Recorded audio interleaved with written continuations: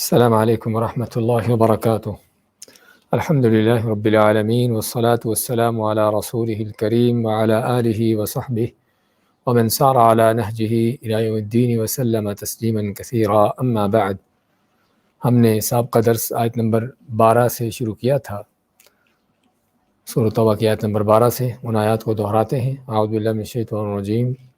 وَإِنَّكَثُوا أَيْمَانَهُمْ بَعْدَ عَهْدِهِمْ وَإِنَّكَثُوا أَيْمَانَهُمْ مِنْ بَعْدِ عَهْدِهِمْ وَطَعَنُوا فِي دِينِكُمْ فَقَاتِلُوا أَئِمَّةَ الْكُفْرِ وَإِنَّكَثُوا أَيْمَانَهُمْ مِنْ بَعْدِ عَهْدِهِمْ، اور اگر یہ اپنے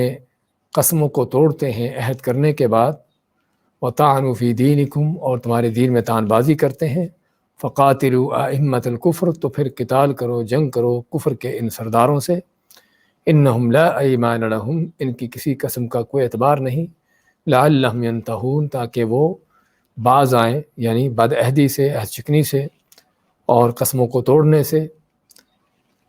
اس میں بیان ہوا تھا کہ کافروں کا، مشرکوں کا جو کہ کام ہی قسموں کو توڑنا ہے، عہد شکنی کرنا ہے، لیکن اسی پر اکتفا نہیں، بلکہ اس کے ساتھ ساتھ کیا ہے کہ وہ دین میں بھی طعن بازی کرتے ہیں، اور دین کا ٹھٹھا مذاق اڑانا،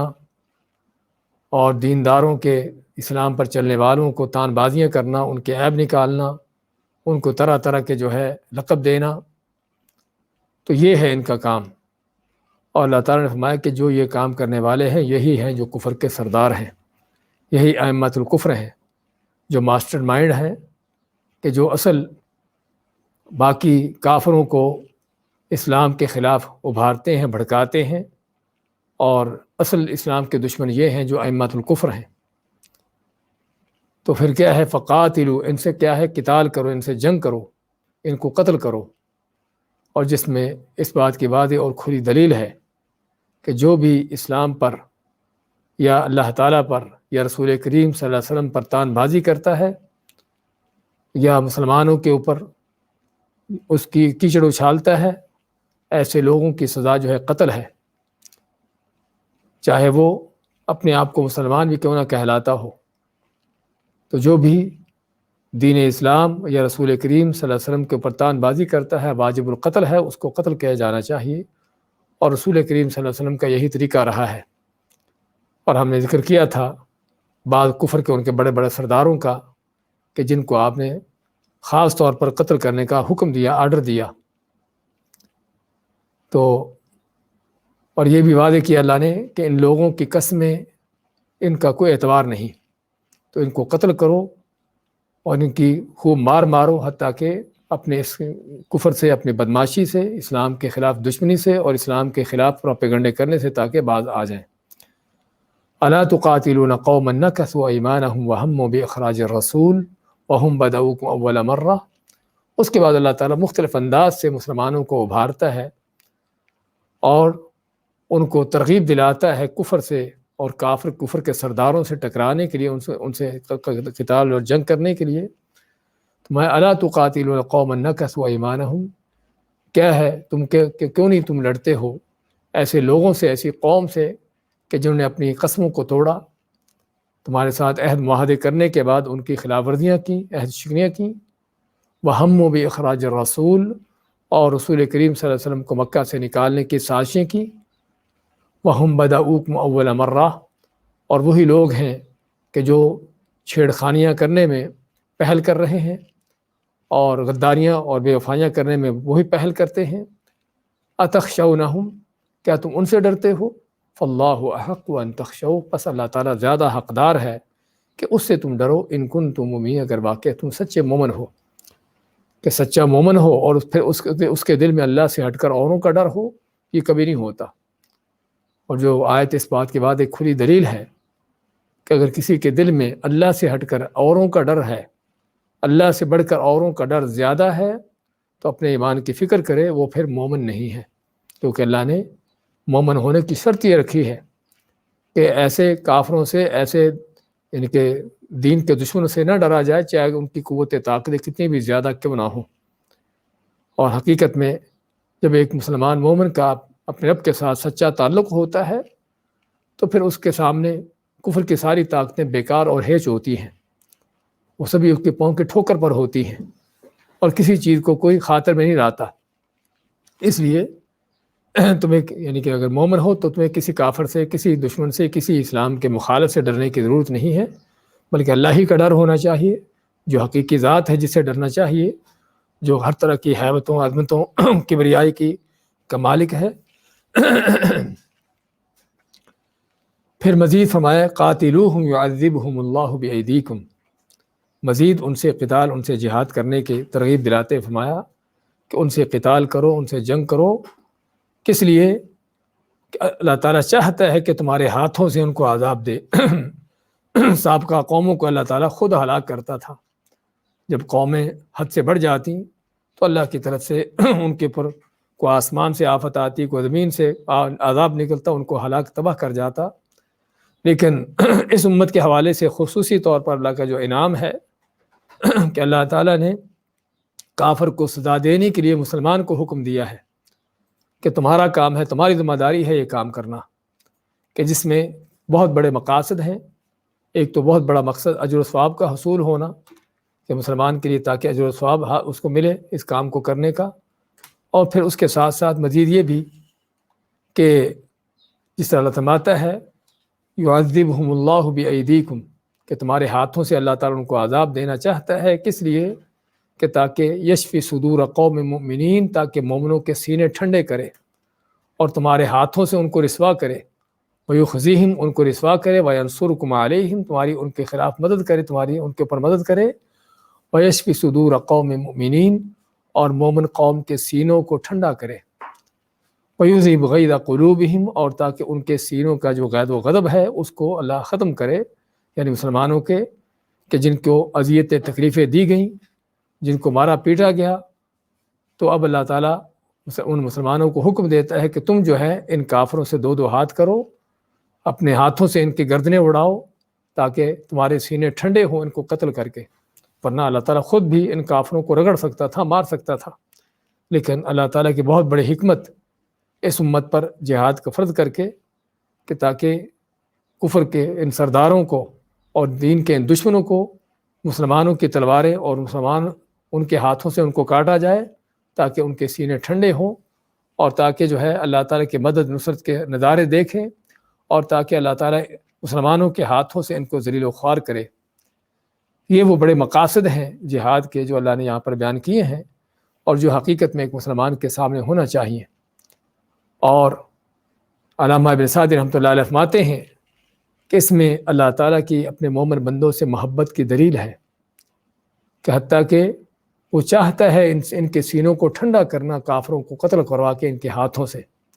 اور ان کے سینوں کا غیظ و غضب اور انتقام کی آگ جو بھڑک رہی ہے ان کے سینوں، ان کے دلوں میں، اللہ تعالیٰ چاہتا ہے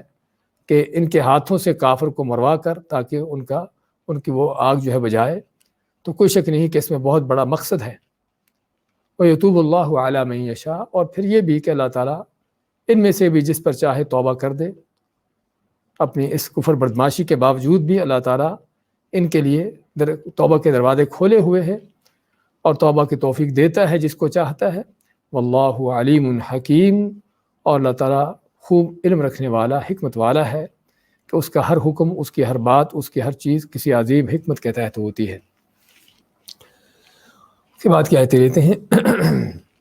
اعوذ باللہ من الشیطان الرجیم، ام حسبتم ان تترکوا ولما يعلم اللہ الذین جاہدوا منکم ولم يتخذوا من دون اللہ ولا رسوله ولا المؤمنین ولیجا واللہ خبیر بما تعملون ما كان للمشركين أن يعمروا مساجد الله شاهدين على أنفسهم بالكفر أولئك حبطت أعمالهم وفي النار هم خالدون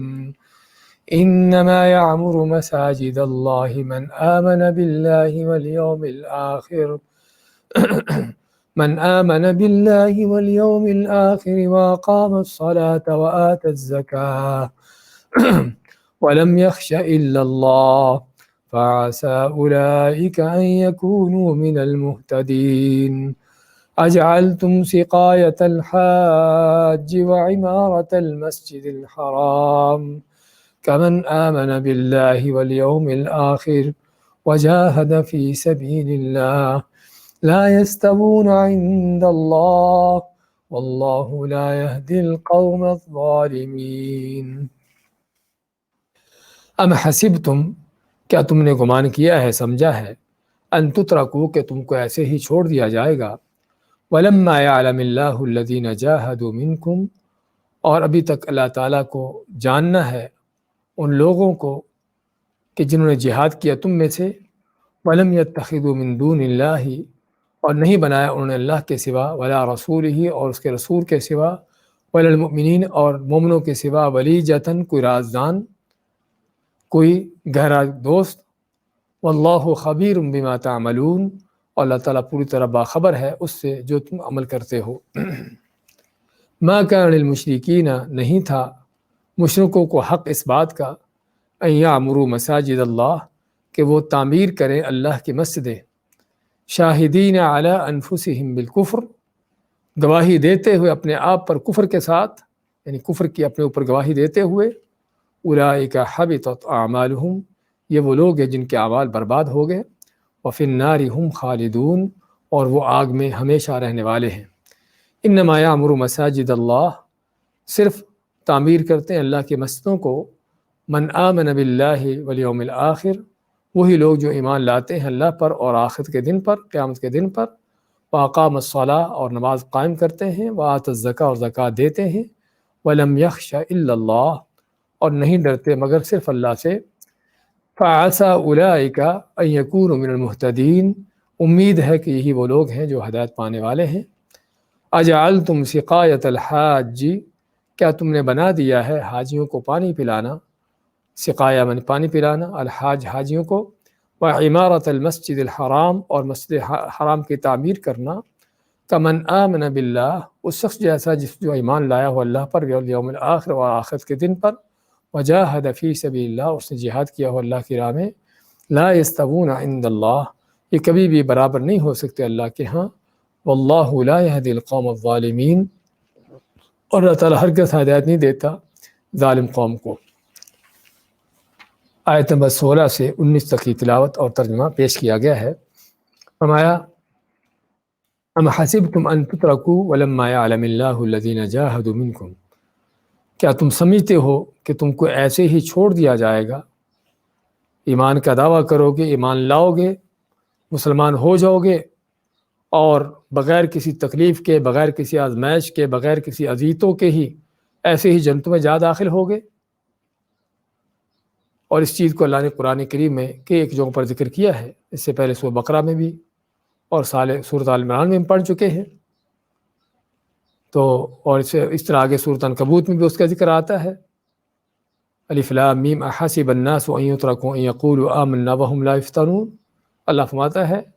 کیا لوگوں نے یہ گمان کیا ہے، سمجھا ہے کہ وہ ایمان کا دعویٰ کریں گے، ایمان لائیں گے، اور ان کا امتحان آزمائش نہیں ہوگی؟ وَلَقَدْ فَتَنَّا الَّذِينَ مِن قَبْلِهِمْ، یقیناً ہم پہلے لوگوں کی بھی آزمائشیں کرتے رہے ہیں،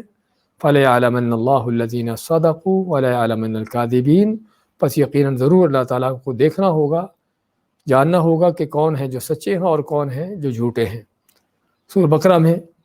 ام حسبتم ان تدخلوا الجنہ ولما یأتکم مثل الذین خلوا من قبلکم، کیا تم نے سمجھا ہے کہ ایسے ہی جنتوں میں جا داخل ہوگے اور تم سے پہلے لوگوں کی مثالیں نہیں پہنچی؟ اور اسی طرح سورۃ آل عمران میں بھی اس سے ملتے جلتے الفاظ کے ساتھ۔ تو کہنے کا مقصد اللہ تعالیٰ کا نظام ہے، اللہ کا قانون ہے اس دنیا کے اندر بندوں کو آزمانے کا۔ تو چنانچہ جب بھی کوئی بندہ خاص طور پر اللہ پر ایمان کا دعویٰ کرتا ہے، اللہ پر ایمان لاتا ہے اور اللہ کے راستے پر چلنے کا اپنے جھنڈا لے کر کھڑا ہوتا ہے، تو اللہ تعالیٰ پھر لازماً اپنے ان بندوں کی آزمائشیں کرتا ہے، ان کو آزماتا ہے کہ کس حد تک وہ اس راستے پر صبر سے کام لیتے ہیں، تکلیفوں اذیتوں کا سامنا کرتے ہوئے ثابت قدمی سے چلتے ہیں، یا کون ہیں کہ جو اس دعوے میں جھوٹے ہیں اور فوراً وہ پھر جاتے ہیں اور یوٹرن لیتے ہیں۔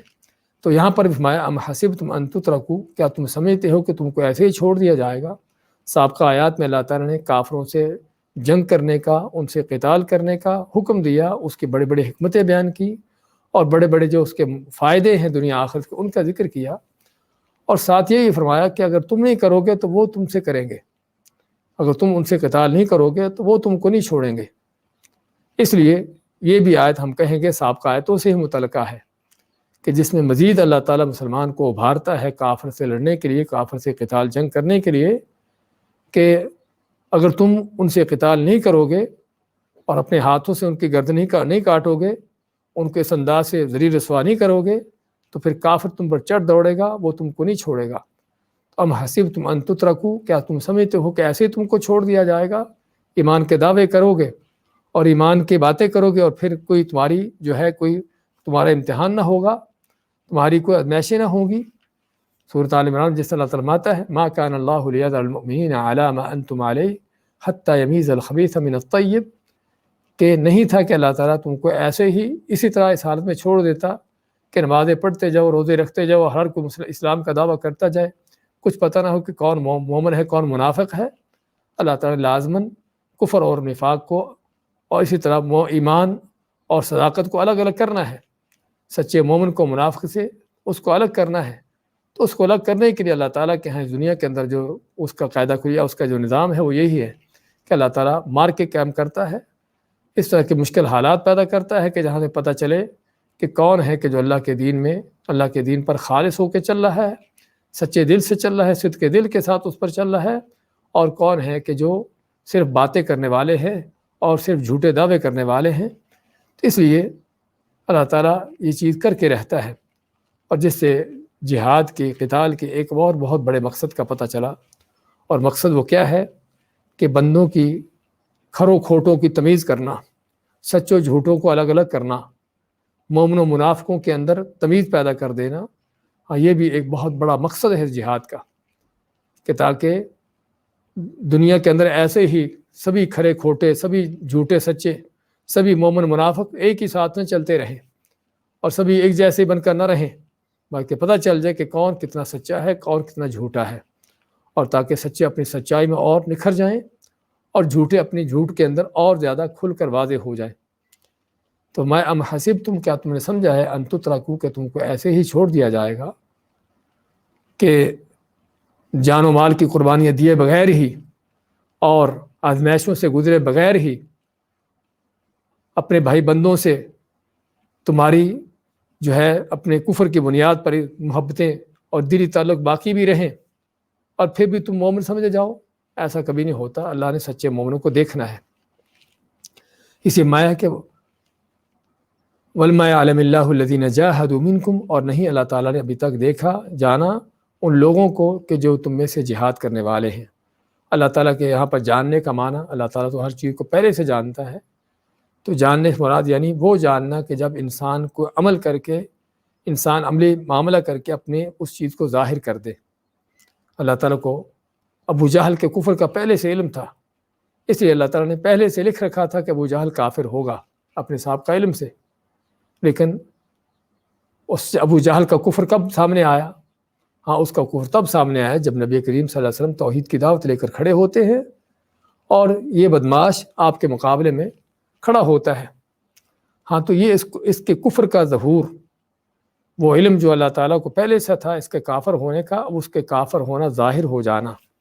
اس کا کافر ہونا کھل کر سامنے آ جانا۔ اور اسی طرح ابوبکر صدیق کے ایمان کا اللہ کو پہلے سے پتہ تھا کہ ایمان لائیں گے، لیکن وہ ایمان کب سامنے آیا؟ کہ جب نبی کریم صلی اللہ علیہ وسلم توحید کی دعوت لے کر کھڑے ہوتے ہیں اور ابوبکر صدیق آپ کی تصدیق کرتے ہیں، تو یہاں پر ان کے وہ ایمان جو تھا، جو پہلے صرف ایک علم کی حیثیت سے تھا، اب وہ علم جو ہے وہ ایک عمل بن کر سامنے آ گیا۔ تو یہاں پر اس لیے اللہ تعالیٰ کا اس طرح کی آیتوں کے اندر اللہ تعالیٰ کا فرمان کہ اللہ تعالیٰ نے ابھی تک نہیں جانا، تو نہیں جاننے کا معنی کہ یہ نہیں پتہ نہیں، اللہ تعالیٰ کو پتہ نہیں تھا، اللہ کو پتہ ہے، علم ہے، لیکن نہ جاننے سے مراد یعنی وہ چیز جو عملی طور پر ظاہر ہو جائے اور انسان یا مخلوق کے عمل سے وہ سامنے ظاہر ہو جائے، تو وہ علم مراد ہے۔ اس لیے بعض علماء اس کو کہتے ہیں علم ظہور۔ اور اللہ تعالیٰ کی ابھی تک نہیں جانا یعنی ابھی تک ظاہر نہیں ہوا، کون کون لوگ الذین جاہدوا منکم جو تم میں سے جہاد کرنے والے ہیں، کہ جس جہاد سے پتہ چلے کہ واقعی اس رستے پر کون چلتا ہے، کون اللہ کی راہ میں قربانیاں دیتا ہے، کون اللہ کی راہ میں اپنے مال کو، جان کو، عزیز و اقارب کو، اپنی ہر طرح کی دنیا کی مسلطوں کو قربان کر کے اللہ کے دین کے غلبے کے لیے اٹھتا چلتا ہے۔ تو یہ وہ جہاد کون لوگ تمہیں سے جہاد کرنے والے، جسے پتہ چلا کہ آزمائش کا سب سے پہلا مرحلہ یہ جہاد کا ہے، اور سب سے کڑا مرحلہ یہی جہاد کا ہے، جسے پتہ چلتا ہے منافق اور مومن کا، جس سے تمیز ہوتی ہے سچے اور جھوٹے کی۔ وَلَمْ يَتَّخِذُوا مِن دُونِ اللَّهِ وَلَا رَسُولِهِ وَالْمُؤْمِنِينَ وَلِيجَةً۔ لیکن یہاں پر جہاد کے ساتھ ساتھ اللہ نے ایک اور بھی شرط لگا دی ہے، اگرچہ وہ بھی جہاد کا حصہ ہی ہے، اور وہ کیا ہے؟ وَلَمْ يَتَّخِذُوا مِن دُونِ اللَّهِ وَلَا رَسُولِهِ وَالْمُؤْمِنِينَ وَلِيجَةً، اور لوگوں نے نہیں بنایا اللہ کے سوا اور اس کے رسول کے سوا اور مومنوں کے سوا کسی کو ولیجہ نہیں بنایا۔ ولیجہ کیا ہے؟ ولیجہ کا لفظ والجا یلیجو سے ہے کہ کسی چیز کا دوسری چیز میں داخل ہونا۔ تو یہاں پر کیا چیز داخل ہو رہی ہے؟ یہاں پر کسی کے دل میں کس چیز کا داخل ہو جانا،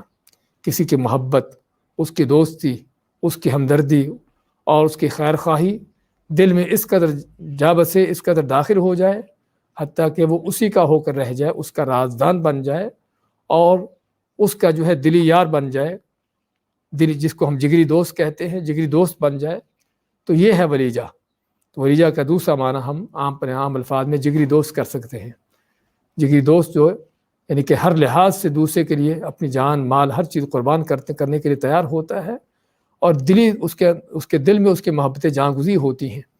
اور بلکہ اس کو اپنے دل کے راز بھی اس کے سامنے کھول دیتا ہے۔ تو یہ ہے ولیجہ، کہ اپنے دل کے رازوں کو کھول دینے والا۔ تو فرمایا کہ انہوں نے نہیں بنایا اللہ کے سوا، اس کے رسول اور مومنوں کے سوا کسی کو اپنے رازدان، اپنے دلی دوست نہیں بنایا، یعنی کسی کافر کو جو ہے اپنے رازدان نہیں بنایا،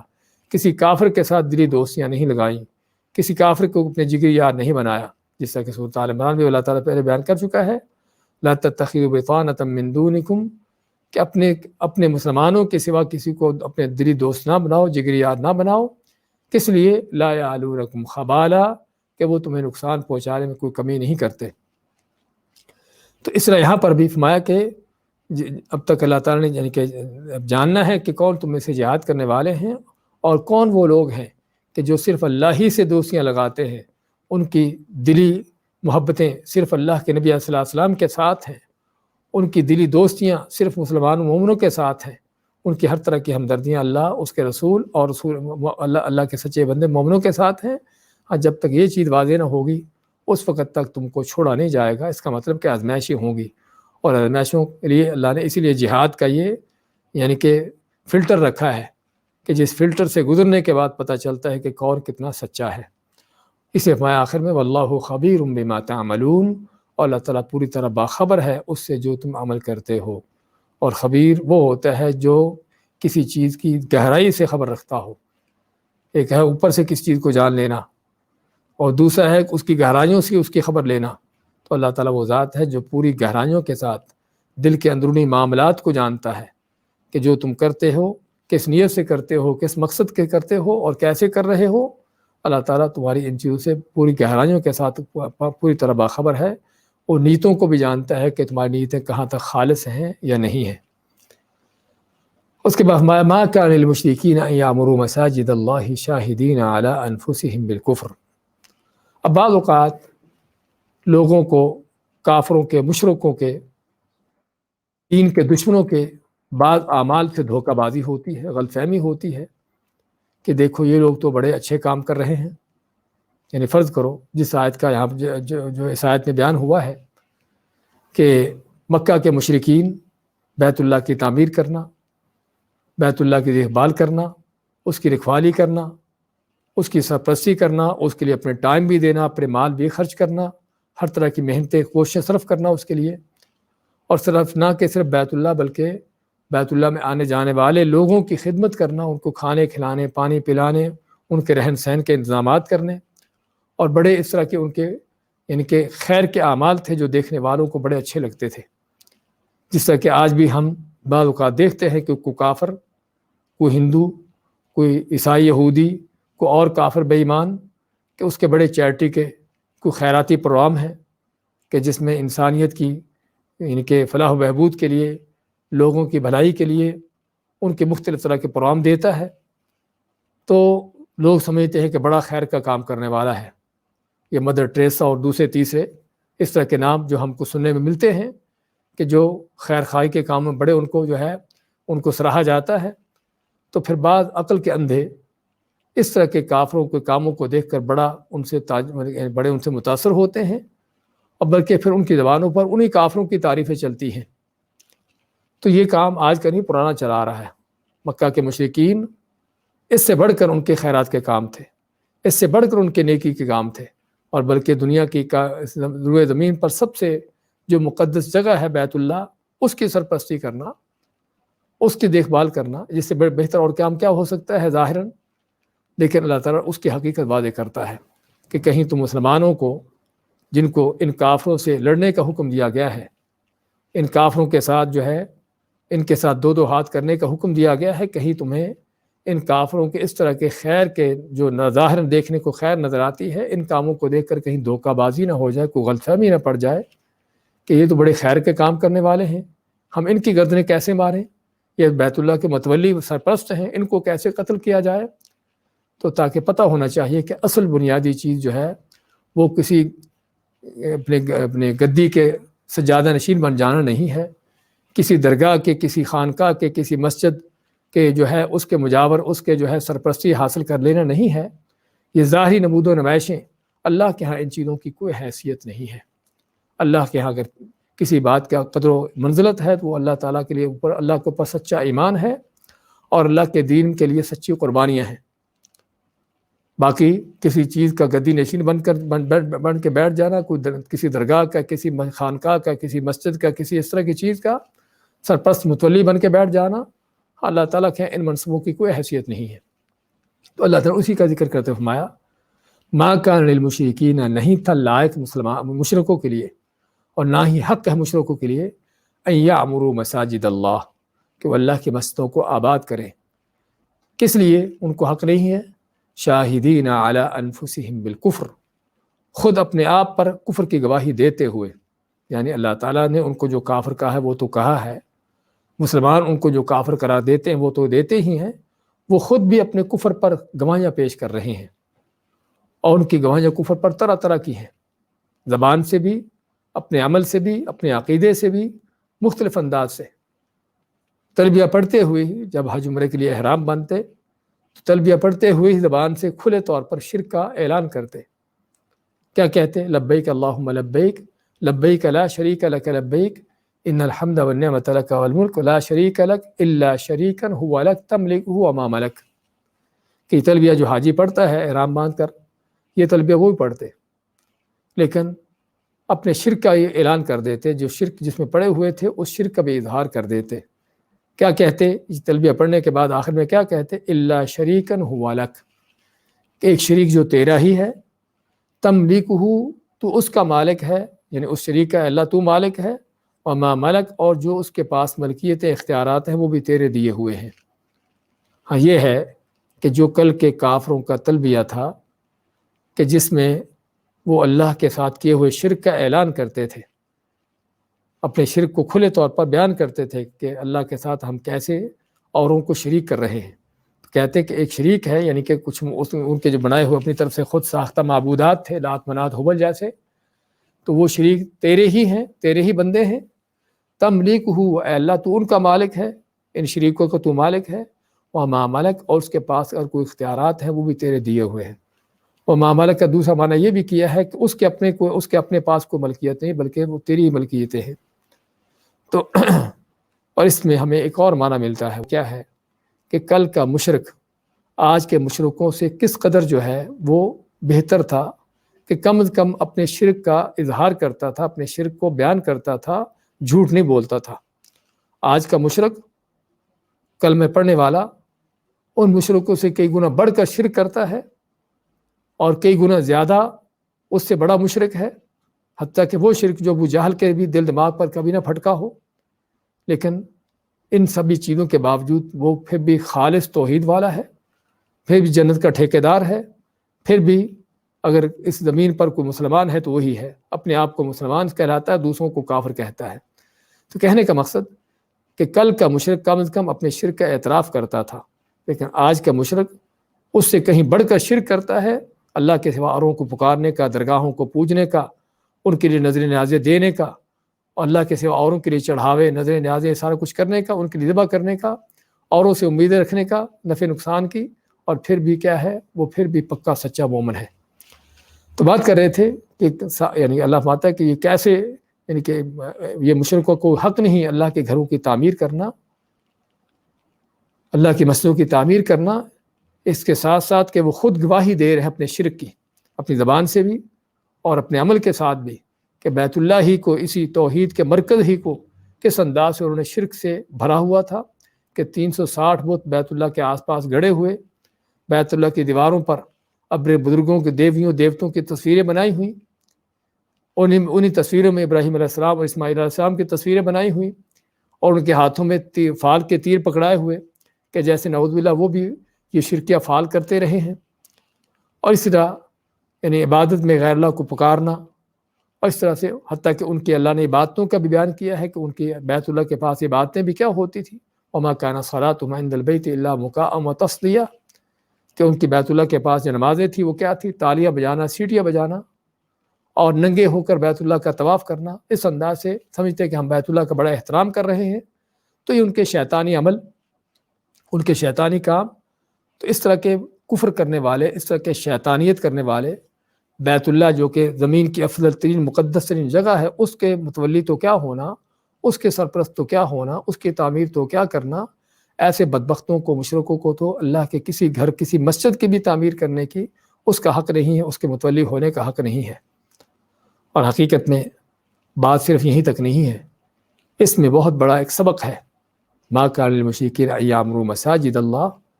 کہ مشرکوں کو حق نہیں کہ اللہ کے مسجدوں کو تعمیر کریں، کہ جس میں کسی قبر پرست کا، کسی درگاہ پرست کا، کسی مردہ پرست کا حق نہیں کہ وہ مسجدوں کا متولی بن کر بیٹھے۔ جو مسجدیں اللہ کے لیے بنائی گئی ہیں، جن مسجدوں کے اندر اللہ تعالیٰ کا حکم ہے وَأَنَّ الْمَسَاجِدَ لِلَّهِ فَلَا تَدْعُوا مَعَ اللَّهِ أَحَدًا، کہ مسجد اللہ کے گھر ہیں، اللہ کے لیے ہیں، تو چنانچہ ان میں صرف اللہ ہی کو پکارا جائے، اس کے سوا کسی اور کو نہ پکارا جائے۔ جبکہ آج مسجدوں کے نام ہی غیر اللہ کی طرف منسوب ہیں، یہ مسجد غوثیہ ہے، یہ فلاں ہے اور یہ فلاں ہے، مسجدوں کے دروازوں پر ہی غیر اللہ کے نعرے لگے ہوتے ہیں، نام لکھے ہوتے ہیں۔ تو یہ ہے ان مشرکوں کا، ان کے قبر پرستوں کا ان مسجدوں کے متولی بننے کا نتیجہ۔ اور صرف اس حد تک نہیں، بلکہ اس سے مزید آگے بڑھ کر کہ اللہ نے پوری روئے زمین ہی کو اللہ نے مسلمان کے لیے مسجد بنایا ہے، جس طرح کہ نبی اکرم صلی اللہ علیہ وسلم کا فرمان ہے، آپ کو جو خصوصیات دی گئی ہیں،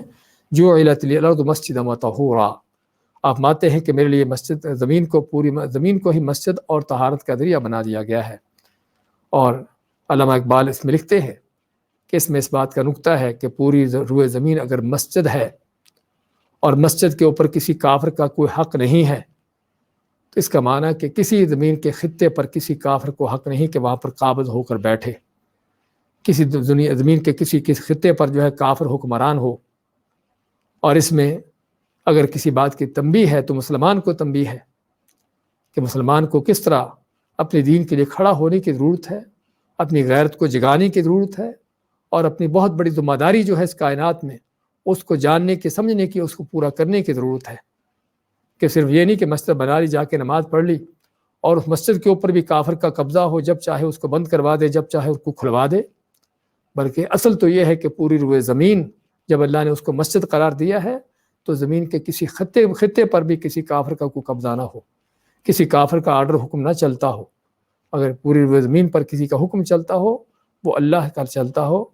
زمین کس کی ہے؟ ان الارض للہ، یہ ساری روئے زمین اللہ کی ہے، اور اللہ کی زمین پر اللہ کے دشمنوں کے قبضے ہوں،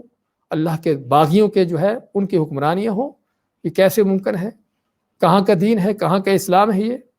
هو الذی ارسل رسولہ بالہدی ودین الحق لیظہرہ علی الدین کلہ، اللہ تعالیٰ نے تو رسول اکرم صلی اللہ علیہ وسلم کو بھیجا اسی لیے ہے کہ تاکہ آپ اللہ کے سچے دین کو، دین حق کو پورے دنیا پر، پوری زمین پر غالب کر دیں۔ تو اس لیے اس میں بہت بڑا سبق ہے حقیقت اس آیت کے اندر۔ اللہ نے جو مشرکوں کو فرمایا، ان کے بارے میں فرمایا کہ ان کا کوئی حق نہیں کہ اللہ کی مسجدوں کو تعمیر کریں، نہ وہ مسجد جہاں نمازیں پڑھی جاتی ہیں، اور نہ وہ مسجد جو اللہ نے پوری زمین ہی کو مسجد بنا کر، تو ان کافروں کا کوئی حق نہیں کہ یہاں پر کوئی اپنی بلڈنگیں کھڑی کریں، اپنی تعمیریں بنائیں، بلکہ ان کا کوئی حق نہیں کہ اللہ کے کسی زمین پر ایک چپے کے برابر بھی اس کے اوپر کوئی قابض ہو کر بیٹھے۔ شاہدین علی انفسہم بالکفر، اپنے اوپر کفر کے گواہی دیتے ہوئے۔ ہندو ہے تو بتوں کی پوجا کر کے اپنے کفر کا اظہار کر رہا ہے، نصرانی ہے تو عیسیٰ علیہ السلام کو، مریم علیہ السلام کو پکار کر اپنے کفر کا اعلان کر رہا ہے، یہودی ہے تو عزیر علیہ السلام کو اللہ کا بیٹا بنا کر اپنے ملاؤں، پیروں، پیشواؤں کو جو ہے اللہ کے خلاف رب بنا کر وہ کفر کا اعلان کر رہا ہے۔ اگر کوئی کلمہ گو مسلمان ہے قبر پرست قسم کا، تو بھی اپنی قبر پرستی سے اپنے کفر کا اعلان کر رہا ہے۔ تو اللہ تعالیٰ فرماتا ہے کہ شاہدین علی انفسہم بالکفر، کہ اپنے اوپر کفر کی گواہی دینے کے باوجود ان کا کوئی حق نہیں کہ اللہ کی زمین پر جو ہے قابض ہو کر بیٹھے، اللہ کے زمین پر مسجدیں بنائیں، تعمیر کریں، ان کا کوئی حق نہیں۔ اولئک حبطت اعمالہم، فرماتا اللہ تعالیٰ کہ یہ وہ لوگ ہیں جن کے اعمال برباد ہو گئے۔ اور اسے پتہ چلا کہ ان کے کوئی اعمال تھے۔ ہاں، قریش کو دیکھا جائے جس طرح ہم نے ذکر کیا ہے تو ان کے بڑے نیکی کے اعمال، ظاہراً جو نیکیاں سمجھی جاتی ہیں وہ نیکی کے اعمال تھے، بیت اللہ کی سرپرستی کرنا، دیکھ بھال کرنا، اس کی تعمیر کرنا، اس کی صفائی کرنا، وہاں کے آنے والوں کی خدمت کرنا، اور اس طرح کے بڑے بڑے ان کے کام تھے۔ بلکہ مشکلات میں کب پڑے ہوتے تو صرف اللہ کو پکارنا، اور ان کے بڑے بڑے صدقے خیرات ہوتے، بڑی بڑی سخاوتیں ہوتی ان کی۔ تو اللہ مانتا ہے کہ اگر کوئی ان کے نیکی کے اعمال تھے تو وہ بھی ان کے شرک کی وجہ سے، کفر کی وجہ سے برباد ہو گئے۔ جیسے پتہ چلا کہ شرک ہوتے ہوئے، کفر کے ہوتے ہوئے کوئی عمل جو ہے قابل قبول نہیں ہے۔ اب بعض لوگ سوال کرتے ہیں کہ قبر پرست جو ہے، ہاں اس کے پیچھے نماز کیوں نہیں ہوتی، وہ کیوں کافر ہے؟ اب وہ کافر اس لیے ہے، اس کی دلیل یہ ہے اولئک حبطت اعمالہم شاہدین علی انفسہم بالکفر، کہ اپنے اوپر خود کفر کی گواہیاں دے رہے ہیں، غیر اللہ کو پکار کر، غیر اللہ کو سجدے کر کے، غیر اللہ کے نظر نیازیں دے کر، غیر اللہ کے لیے ذبح کر کے، اللہ کے سوا اوروں سے مشکل کشائی، حاجت روائی کے عقیدے رکھ کر، اللہ کے سوا اوروں کے ہاتھ میں کائنات کے اختیارات دے کر خود اپنے اوپر کفر کے گواہیاں پیش کر رہے ہیں۔ تو پھر کیا ہے، اگر ان کا کوئی نیکی کا عمل ہے بھی تو وہی برباد ہو چکا۔ کوئی اگر نماز بھی انہوں نے پڑھی ہے تو وہ نماز بھی بیکار ہے، اگر کوئی صدقہ خیرات بھی دیا ہے تو وہ بھی سبھی کے سبھی بیکار ہے۔ اور اس چیز کو اللہ نے اور بھی آیتوں میں کھل کر واضح کیا، اسی صورت میں آگے چل کر فرمایا ہے وَمَا مَنَعَهُمْ أَن تُقْبَلَ مِنْهُمْ نَفَقَاتُهُمْ إِلَّا أَنَّهُمْ كَفَرُوا بِاللَّهِ وَبِرَسُولِهِ، کہ ان کے صدقے خیرات قبول کیوں نہ ہوئے کہ انہوں نے کفر کیا اللہ اس کے رسول سے۔ اور اللہ تعالیٰ نے 18 نبیوں کا ذکر کر کے سورۃ الانعام میں کیا فرمایا، وَلَوْ أَشْرَكُوا لَحَبِطَ عَنْهُمْ مَا كَانُوا يَعْمَلُونَ، کہ اگر یہ لوگ شرک کرتے تو ان کے تمام اعمال کیے ہوئے برباد ہو جاتے۔ اگر نبیوں کے اعمال برباد ہو سکتے ہیں شرک کرنے سے، تو نبیوں کے بعد کون ہے کہ جو شرک بھی کرتا رہے اور پھر کہے کہ وہ بڑا نیک ہے، بڑا متقی ہے، اور لوگ اس کے ان ظاہری اعمال سے دھوکہ کھائیں؟ تو حقیقت میں یہاں پر اللہ تعالیٰ نے بہت بڑی حقیقت کا انکشاف کیا ہے، اور وہ کیا ہے کہ جب آدمی شرک کفر پر ہے تو نہ تو اللہ کے کسی گھر کا متولی ہونے کا اس کو حق ہے، نہ اس کو کسی اللہ کے گھر کو بنانے کا حق ہے، اور نہ ہی اس کے متعلق کسی دھوکہ بازی میں غلط فہمی کا آدمی شکار ہو کہ اس طرح کے بڑے نیکی کے کام کر رہا ہے۔ کفر و شرک کے بعد کوئی نیکی نہیں ہے، کفر و شرک کے ہوتے ہوئے کوئی نیکی نہ قبول ہے، نہ نیکی کا کوئی تصور ہے۔ اور اسی لیے اللہ تعالیٰ نے مشرکین مکہ کو کھلے طور پر کافر کہا، قل یا ایھا الکافرون، ان کی بیت اللہ کی سرپرستیاں، ان کے حاجیوں کی خدمتیں، ان کی ساری باتیں، کسی چیز کا اعتبار نہ کیا اور کھلے طور پر ان کو کافر قرار دیا۔ تو میں اولئک حبطت اعمالہم، ان کے اعمال برباد ہو گئے۔ اگر کوئی ان کا عمل تھا بھی کوئی نیکی جس کو سمجھا جاتا تھا، جس میں مزید واضح کر دیا کہ تم کو ان ظاہری نیکیوں کو دیکھ کر دھوکہ نہیں کھانا چاہیے، جب تک کفر اور شرک ہے کوئی نیکی نہیں، کسی نیکی کا کوئی تصور نہیں۔ وفی النار ہم خالدون، اور آخرت میں بھی ہمیشہ ہمیشہ کے لیے جہنم ان کا ٹھکانہ ہے، آگ میں ہے۔ تو اس لیے اسے معلوم ہو جانا چاہیے کہ ایسے کافر مشرک جو ہیں وہ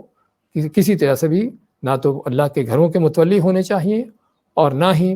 ان کو اللہ کے گھر مسجد بنانے کا کوئی حق ہے، اور نہ ہی اس طرح کے کام اگر کر بھی لیتے ہیں تو ان سے کسی غلط فہمی کا شکار ہونا چاہیے۔